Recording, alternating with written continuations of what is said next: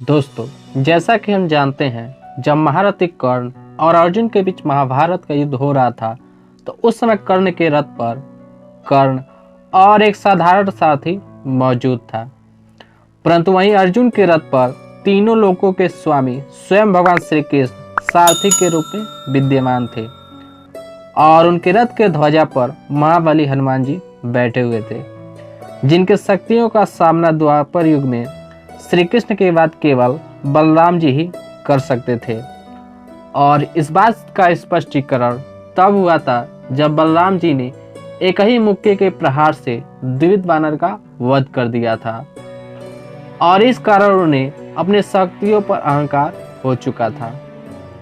भगवान श्री कृष्ण जो सबके मन की बात जानते हैं, वे बलराम जी के मन में बसे अहंकार को जान गए और उस अहंकार को दूर करने के लिए एक लीला रची। हनुमान जी द्वारिका के वाटिका में आए और फल खाने लगे। सिपाहियों ने जब वाटिका में हनुमान जी को देखा तो उन्हें भगाने का प्रयास किया, परंतु हनुमान जी को भगाने में असफल रहे। तब यह खबर सिपाहियों ने बलराम जी को दे दिया। बलराम जी ने कहा, मैंने एक ही मुष्टि के प्रहार से द्विविध बानर को पाताल भेज दिया, तो यह बानर क्या चीज है। यह कहते हुए बलराम जी वाटिका में आए और पूरे क्रोध के साथ हनुमान जी को वाटिका से चले जाने के लिए कहा, परंतु हनुमान जी ने उनकी बात नहीं मानी। उसके बाद से हनुमान जी और बलराम जी के बीच युद्ध हुआ। बलराम जी लगातार कई बार हनुमान जी पर प्रहार किया, परंतु वो सारे प्रहार हनुमान जी जय श्री राम कहते हुए रोकते गए। तब बलराम जी समझ गए थे कि ये साधारण वानर नहीं, वरना मेरे प्रहार को कोई सहन नहीं कर सकता। तभी श्री कृष्ण वहां आए और बोले, हे बलराम भैया, ये पवन पुत्र हनुमान है और मेरे ही कहने पर यहाँ आए हैं। इस पर हनुमान जी ने कहा, बलराम जी तो शेष अवतार हैं जो पूरी पृथ्वी को अपने फन पर रखे हुए हैं, भला मैं कहाँ उनका सामना कर सकता हूँ। मैं तो केवल प्रभु श्री राम की भक्ति के कारण उनका प्रहार सहन कर पा रहा था।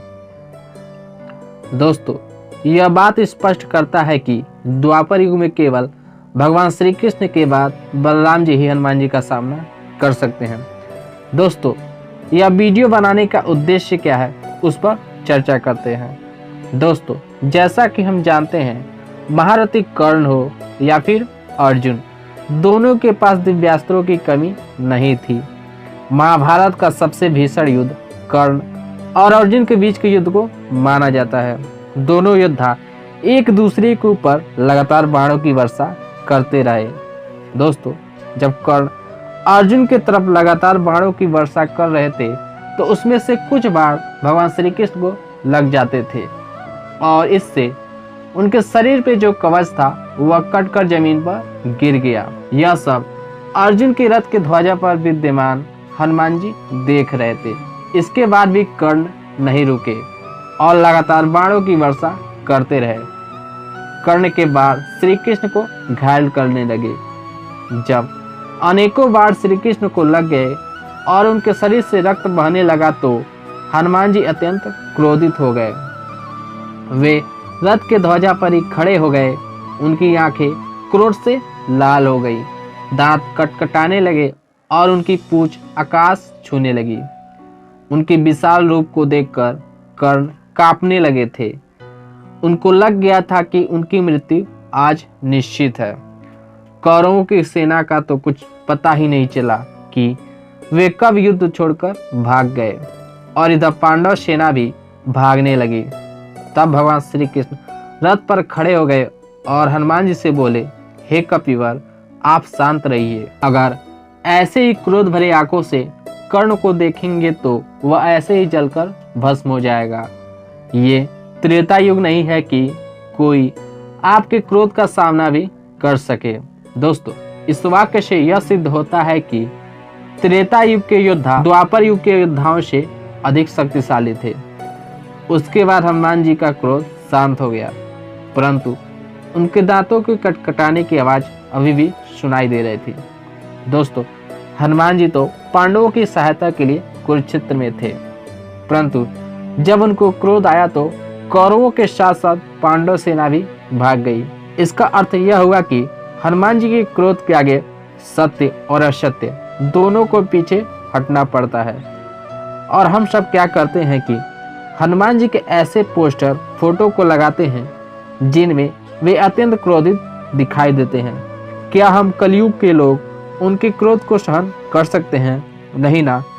फिर क्यों हनुमान जी की ऐसी तस्वीर दिखाई जाती है? हनुमान जी तो शांत स्वभाव के देवता हैं। उनको भगवान श्री राम की भक्ति से प्रसन्न किया जाता है, न कि उनको ऐसे पोस्टर के माध्यम से। दोस्तों, शास्त्र यही कहता है, हम भगवान को जिस भाव से जिस रूप की कामना करते हैं, भगवान हमें उस रूप में मिल जाते हैं। दोस्तों, हम सब भगवान के रौद्र रूप की कामना कर रहे हैं, जिस हिसाब से उनकी तस्वीर है, तो क्या हम उनका सामना कर पाएंगे? पूजा पाठ का अर्थ है अपने तन मन को पूरी श्रद्धा के साथ भगवान के प्रति समर्पित करना। दोस्तों, इसके बारे में आपकी क्या राय है, हमें जरूर बताएं। दोस्तों, क्या भगवान के ऐसे पोस्टर लगाना चाहिए जिसमें वो रौद्र रूप में हो? दोस्तों, क्या हमें भगवान के रौद्र रूप की कामना करना चाहिए या फिर उनके शांत रूप को? आप हमें जरूर बताइए। और दोस्तों, आगे हम बताएंगे कि किस प्रकार हम अपने अंदर पूरी श्रद्धा ला सकते हैं। जय श्री राम।